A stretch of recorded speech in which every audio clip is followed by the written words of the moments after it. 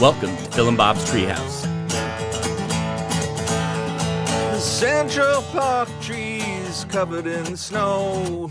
Over the Hudson, the sunset glow. The smell of halal and jasmine rice. A creep on the corner, don't look so nice. Now he's pooping, why I don't know. Life's full of mysteries, now it's time for the show.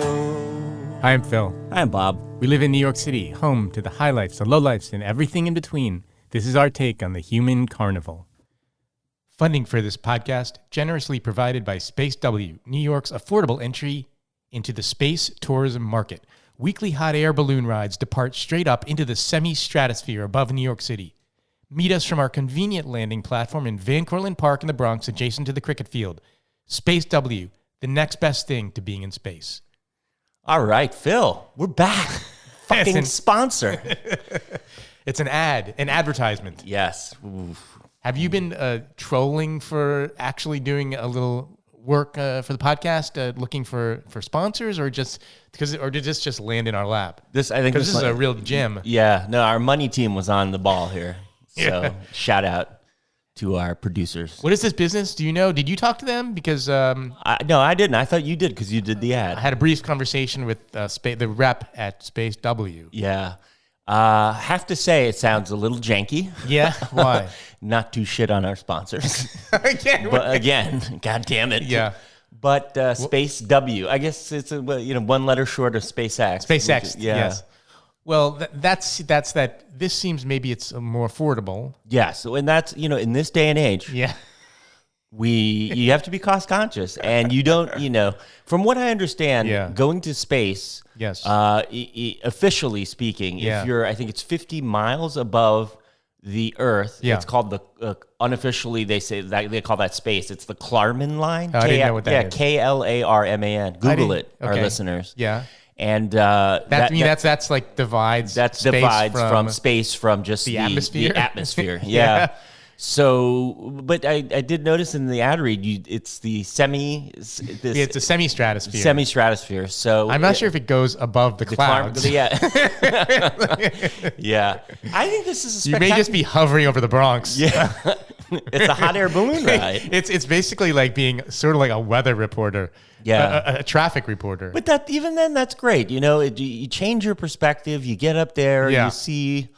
I'm going to be one of those guys. I'll do the ride and I'll come down. I'll be like, it's changed my life. I look down on the pale blue dot that is the Earth, and I realized how insignificant our problems seem. Even though I only saw like Van Cortlandt Park and the rugby games. I saw the guys from Trinidad who play cricket on the weekends. That's it's kind of like, I guess those guys went down to the Titanic. I hope there's no similar problem. Those guys who were looking for... Did it say they were using a carbon fiber hull on this thing? I don't know. I mean, I feel like I'm sure you have to sign waivers and stuff. Yeah. But those, they met an untimely demise. Yeah, the people on the... looking for the wreck, the adventurers looking for the wreck of the Titanic. God. My YouTube feed is littered with like footage found of those guys. Yeah, of the vehicle. Oh, so now they've created their own wreck site. You know? It's like they were looking for Titanic, and now we're looking for you. Yeah. So what was the name of that submersible? I don't remember. Yeah, I think they're suing. Well, from what I understand, it was over quick though. Yes, it was just the massive, the rapid decompression. Yeah. So, thoughts and prayers. Yes, go out to the family and victims. I mean, so I don't know. I had a brief conversation with Space W, and all they told me was that. Are we getting free tickets? That's usually how it works with sponsorship. Maybe discounted. Yeah. Because I don't know. It says affordable, but she didn't really say how much that is. It could be affordable vis-a-vis Blue Origin or SpaceX. Right. I mean, I think they might provide beverages on this one. Yeah, I think there's beverages and there's a landing platform in the park. In Van Cortlandt Park. Yeah, it's right by Broadway and like 200. Well, that's a public park. I wonder who authorized that. Maybe Eric Adams. That's true. Yeah. Remember he tried to do the cricket field. Yeah. And then, so that's that. We'll see. I mean, I haven't, years and years ago, I think I went skydiving. Yeah, I remember that. With my wife, which was kind of actually less momentous than I would have thought. Yeah. I got kind of nauseous actually, but hot air balloon sounds. Where do you go to do that? We went to New Paltz, I think. Oh. Anyway, but that's neither here nor there. But so this is a hot air balloon, and you can go above New York and get your share, your piece of adventure. There's beverages, and then I think when you land, she did say that they have complimentary photos of the day. And you wear a hat, a special Space W hat with a visor. And do you get a jumpsuit like an astronaut? That's optional for a small fee. Oh, yeah, $69.99 extra. You forgot that in the read. Oh, sorry, yeah. No, there is an outfit, and it's a big hot air balloon with a big W on it. Okay. Yeah. Well, you know what? Good on them. Yeah. I like that. Shoot for the stars, I say. Yes. Yeah. Okay, so on to the show. Yep. Ground control to Major Tom. Ground control to Major Tom. Take your protein pills and put your helmet on. 10. Ground control 9, to Major Tom. 8, 7, 6. Commencing 5, countdown, engines on. 3, 2. Check ignition 1, and may God's love be off with you.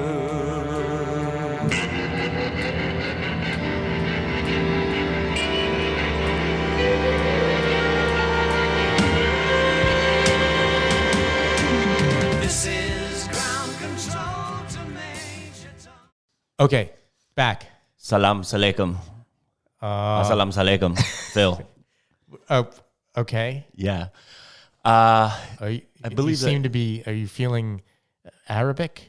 No, I'm just feeling Middle Eastern. So I guess in Arabic it's a salam, and yes. your people, the Jews, say yes, shalom. They do. I always feel like those two are the same words. Shalom, salam. What sounds similar? Yeah. Well, also maybe this is an entry into the peacemaking process. Yeah, it is, because also that's one thing we have in common. I know. If you meet a guy named Abraham, you're like, oh, this guy, unless he's Abraham Lincoln, he's Jewish. Right. It's like Abe, my cousin Abe. But if you meet a guy named Ibrahim, yes, you're like, oh, yes, he's Arabic. A lot of commonalities. But yeah, Ibrahim, it's the same fucking thing, and these people are killing each other. I wonder if anybody's actually, maybe sometimes the simplest is best. Yes. They could take the obvious common things and start from there. Relate from that. Yes. Then they break bread. They both have the Jews, but they have bread with the no leavening. Yeah. And the other people have like a flatbread, I guess. Other people to you, not to me. Not to you. Because I am completely neutral in this. Okay. Anyway, this is one of the joys of being Asian American. Yeah. Is we are really largely excluded from the larger race war that's going on. The Middle East conflict? Yeah, well, for now. Jews, Arabs, and then the U.S., black, white. Yeah. And then MAGA versus Mexican. It's just like, Right. So, but anyway. But you do get blamed for when there's a pandemic. The China virus. The COVID that's flu. That's when I start peeling the onion another layer. I'm like, I'm not Chinese, okay? Yes, you're right. These Chinese fuckers. you just join the piling on. Who eats pangolin? They fucked a bat. That's how you got COVID.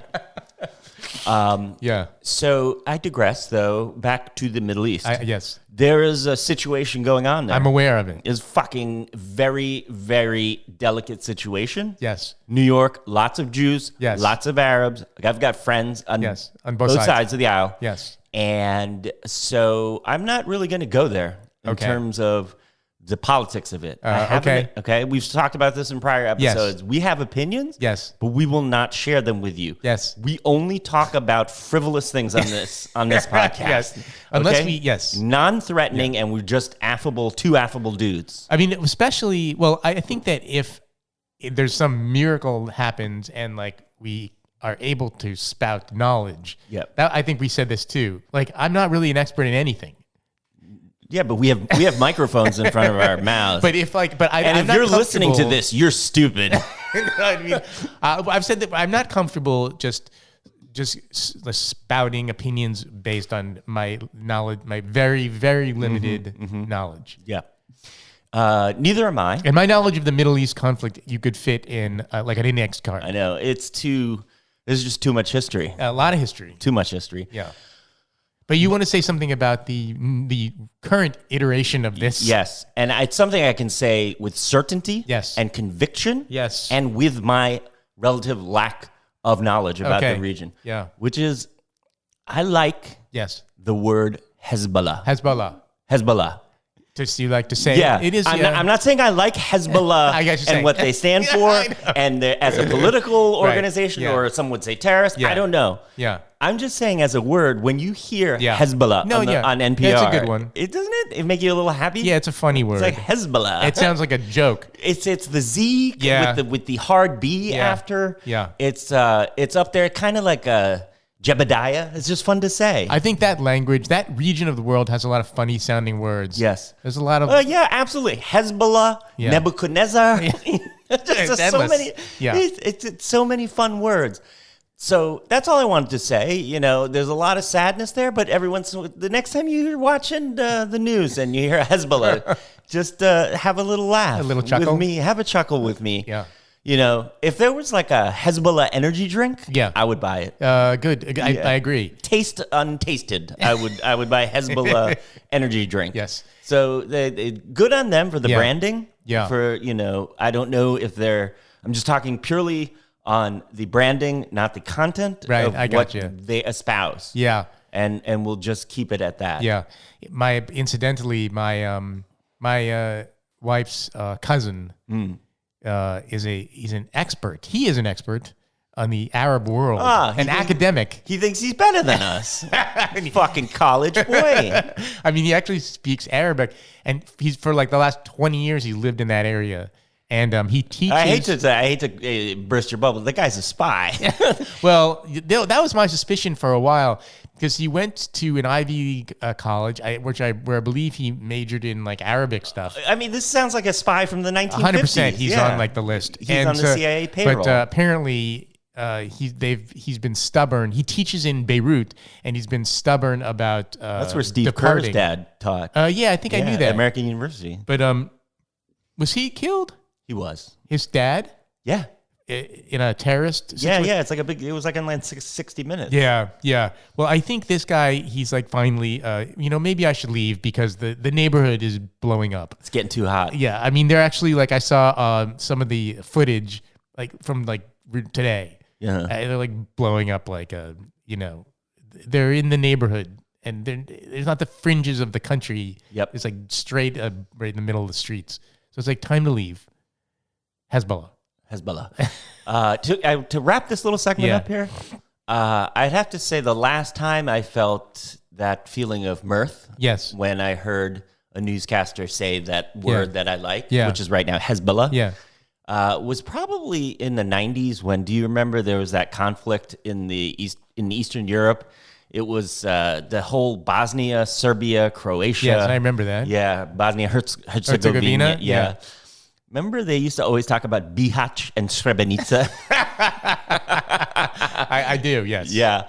And is Bihac? Is that a region? I don't know. It was I remember a city but Bihac. Yeah. And every time the newscaster said Bihac, I would chuckle to myself because it was just about the time that the rappers back then were saying Bihac. Yeah. So some may think that is childish. Yes. But I think that no, I was really having a Michiko Kakutani moment where there was this odd cultural conflagration between the streets and Peter Jennings on ABC News.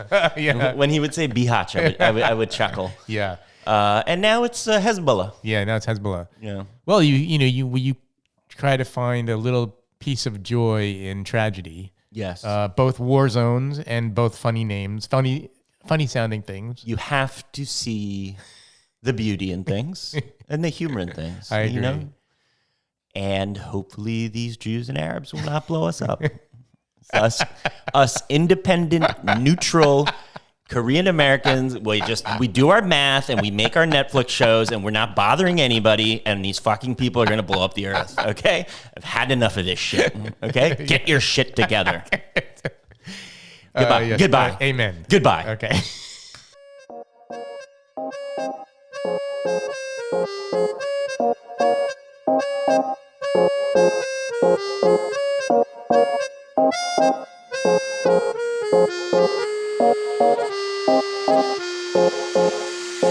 وانت معايا ما يشغلنيش الناس، فرق الإحساس أجمل بكتير.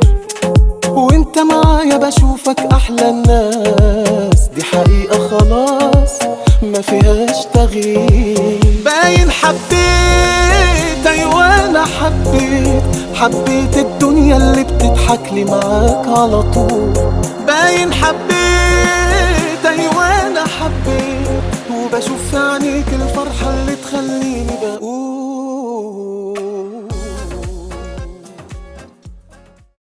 All right, Phil, what's on your mind? Well, I have an idea for a business. That you're a very industrious fellow. Not really, but these things come to my mind. Nothing with zero follow through. Okay. But here's my idea.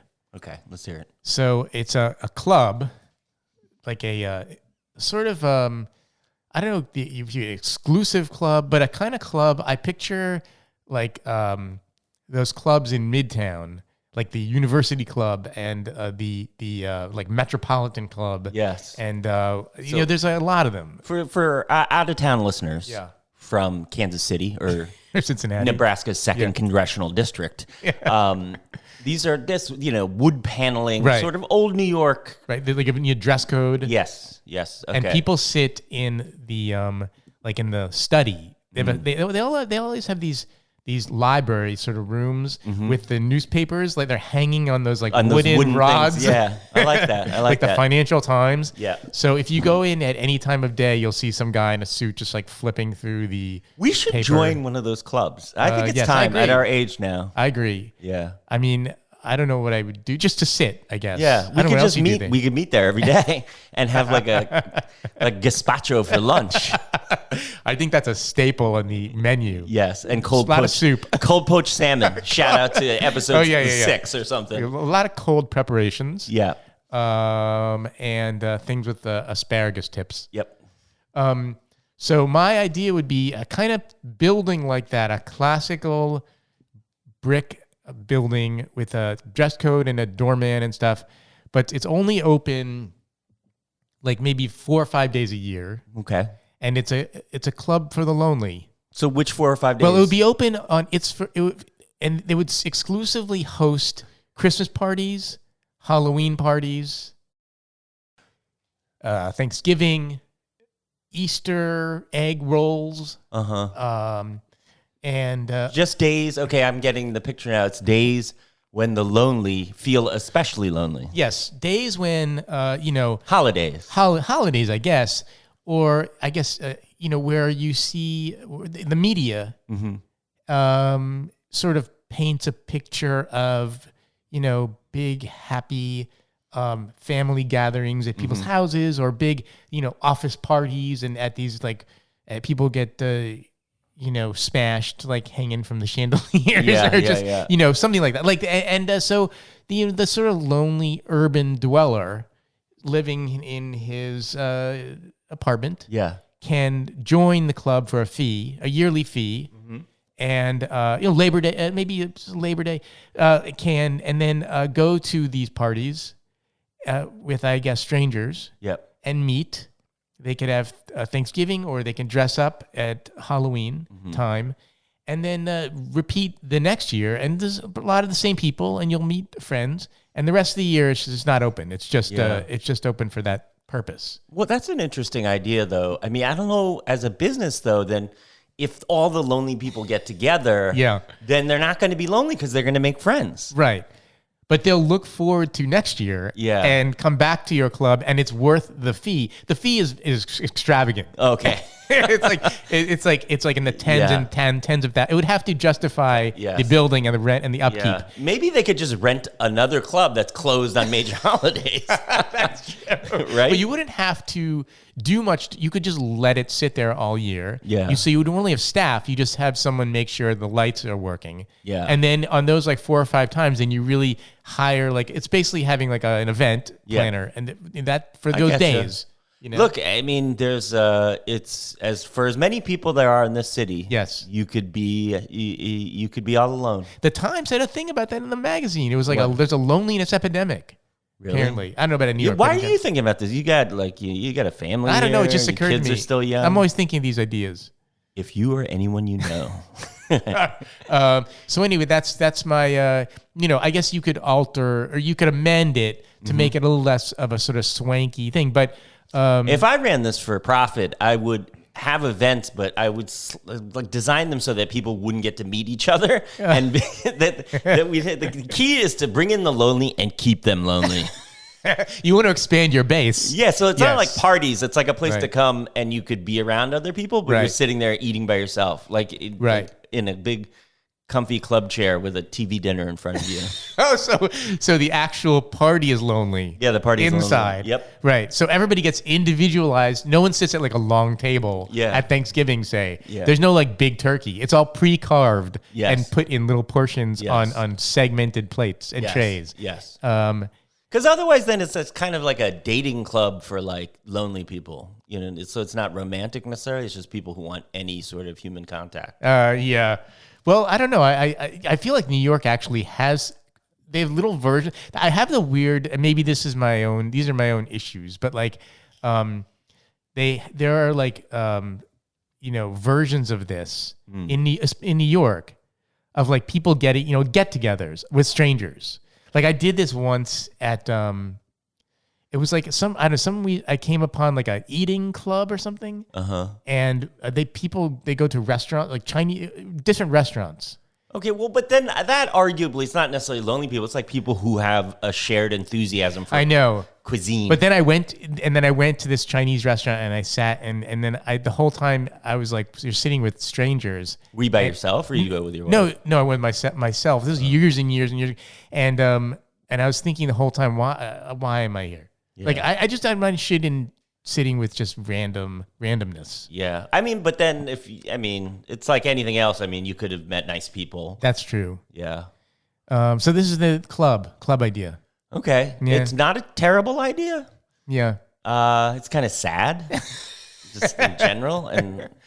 But if you called it the Hezbollah Club for Lonely, I would join in a second because I was like, wow, that's a fantastic brand name. Right. Hezbollah Club. Yeah. All right. I guess that's it, really. Okay. The Hezbollah Club. Hezbollah Club. Okay. Bye.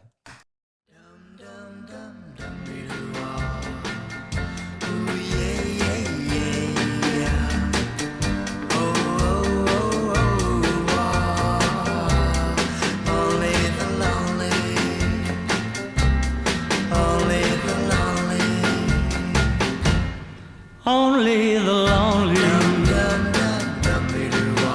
know the way I feel tonight. Only the lonely know this feeling. Have you been cooking anything?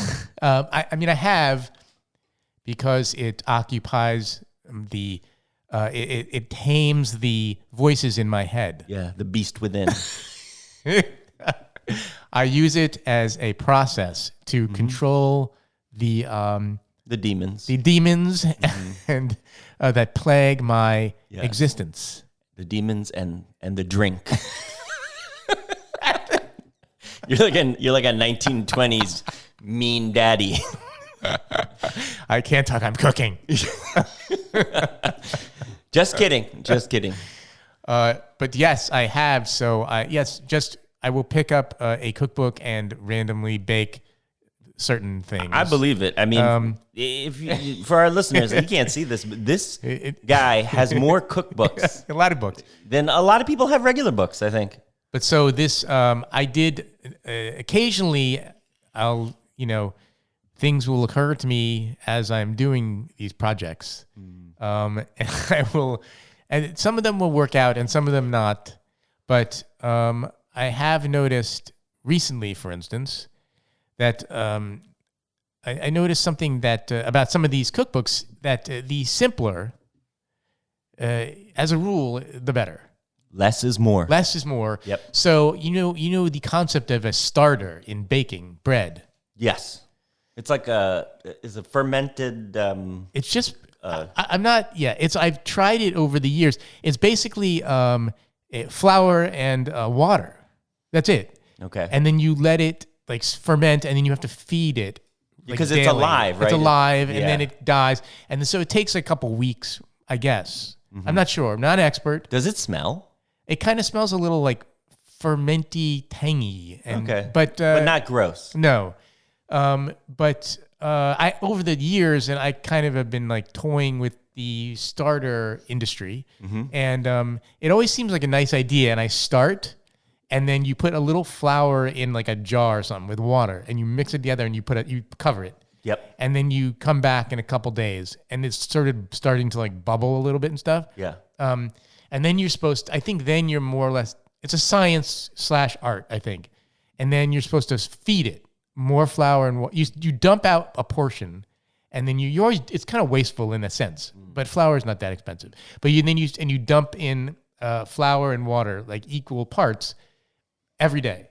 And then you cover, and then it continues to sort of bubble and ferment as you do that. And then you use it in your recipe after a couple weeks. It's ready to go. Mm-hmm. And I guess the idea, I'm still not even sure. So does the starter make it a sourdough? Well, that's a good question, and I'm ignorant of this whole thing. But I think it's yes. I think maybe the component in the sourdough, or it's also just an extra. It facilitates flavor? Certain aspects of the baking process. I'm not sure, but I do know that I have tried the starter thing over the years, and I just kind of gave up because I didn't feel like dumping more flour in every day, and it was annoying, or I would forget. It's. I mean, that's a commit. It's like having a pet. Yeah. As a matter of fact, for our wedding years ago, we got someone gave us one of the present was a starter, like a sourdough starter. And it was like, I made the two of you take care of this fermented yeast for the rest of your lives. Yeah, that guy probably had it for years, and I lost it, or we dumped it. It was like a personal gift. I didn't maintain it. It was a personal gift, yeah. Wow. Yeah. But anyway, so then basically, but I think that I've read a lot of instructions on how to maintain your starter and how to start and everything over the years, and I just found I was recently reading the cookbook from Via Carota, which is like a popular Italian restaurant here in the city. And the easiest instructions of all, really, that I found. It's basically you just put a half cup of flour with a half cup of water, and you sit there, and then you just 3 days later, you just watch it bubble, and then you dump a little, and the same amount, and then that's it, stir it up, and every day it's the same. Now I've had that going for like 2 or 3 weeks, and it seems to be okay. And you've used portions of it to make bread? I've used it, but I don't. Honestly, I'd like literally would have to take the same recipe of bread and make it without a starter to compare. So you can't tell the difference. I can't really tell the difference. I do know that the starter seems to be active, so that's a plus. I've made an active starter. Okay. But so that's my I just like that they had the simplest, because I have bread cookbooks that have like starter, like chapters, whole chapters on it. It's like 30 pages at a time and how to maintain this thing and all this stuff. I got a bread cookbook for a gift for my niece and nephew. Yeah. Shout out to them. I love them. Yeah. But it's just too complicated. I know. I'm looking at this thing. First of all, it's in grams. I'm like, no. Yeah. I'm not that precise with my cooking in that sense. And it's funny. I saw an article a while back. I think it was in the Times. It was about how maybe it was a marketing gimmick, but like some guy like would put his starter like on the Brooklyn Bridge and hang it from somewhere so that like, because I believe it's whatever in the air, the not the germs, but the bacteria gives you the culture, right? That's floating in the air. Yes. And so, the thinking was that this bread would have the terroir of Brooklyn air. That's funny. Yeah. I don't know. I mean, I don't know if you can, how you'd have to have a control loaf. Mm-hmm. And that you make along with the one you use your starter for. Yeah, you have to do a double-blind study. Yeah, exactly. Like they did with the COVID vaccine. The Kung Flu. Yeah, Kung Flu. So that was the Chinese. Not to be confused. Yeah, that was a very specific ethnic group, the Chinese. Yeah. Wuhan. So that's that. I feel like this is, speaking of COVID, I feel like people were doing this in COVID. Like they had all this time and they were doing starters and baking. And maybe we've passed the era of bread baking, and now that's over. Well, you're doing it, I'm doing it, that's real commitment. I guess, but I feel like I'm going to dump You're this. not just a COVID baker. No, but I don't think I'm going to. I may not keep this starter forever, but I do bake, but I probably am not going to keep this much longer. It's just annoying a little bit. But I like the directions were easy. And that's less is more. I mean, that's a good philosophy for life. Yeah, less is more. Okay. Okay. Bye.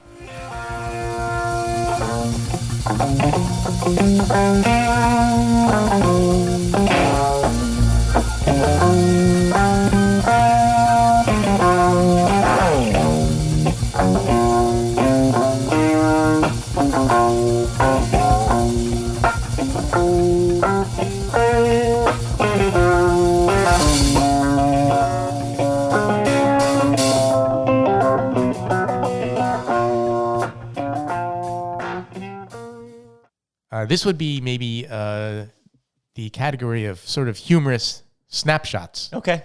Urban snapshots. Okay. Of New York City snapshots. Yes. I was walking in Union Square the other day, which is, for the listener, in Cincinnati. Okay. Or the greater Nebraska area. Yeah.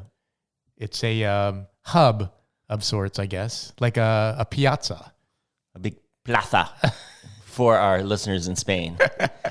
Yes. It's a plaza. It's like when you go to a foreign city and you're walking in a sort of a small alley or a small street, and it opens up into a big wide plaza. Plaza.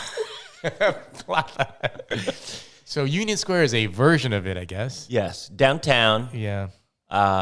Just a lot of activity. There's farmers markets on the weekend. Yeah, they have farmers markets during the week too. Yeah. But there's a lot of I guess it's a people walking. Oh, a huge subway station there. Huge subway station, and people going about their business, going from here to there, combined with chess players and incense sellers. And I bought a piece of self-defense equipment last year from a guy who had a table there. Oh, what was it? He was selling those blackjack pepper things? spray and a rod that sticks out that you can pull out and smack someone with across the kneecap. Aren't those called blackjacks? Maybe. Wait, you bought one? Yeah, but I think I lost it. I don't have it. I don't know. Were you feeling unsafe?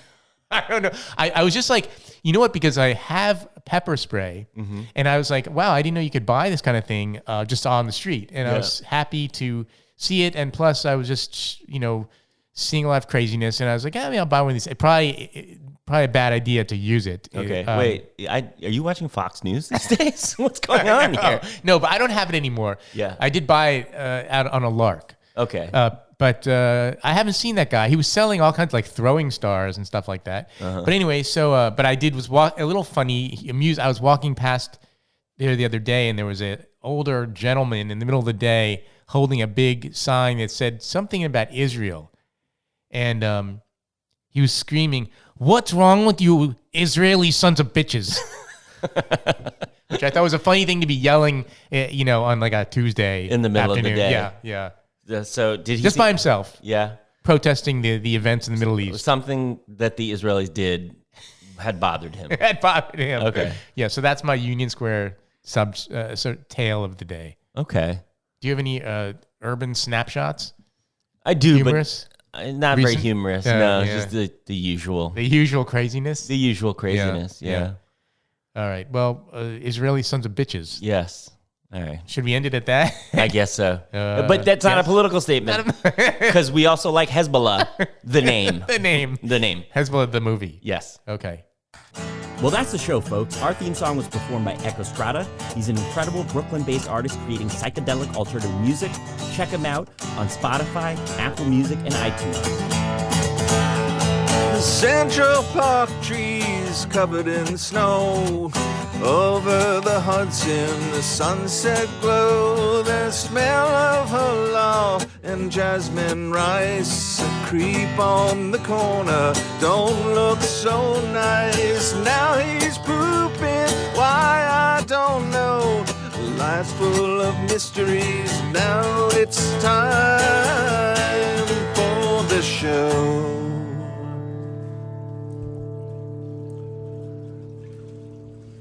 That was fucking awesome! That was all right. Yes!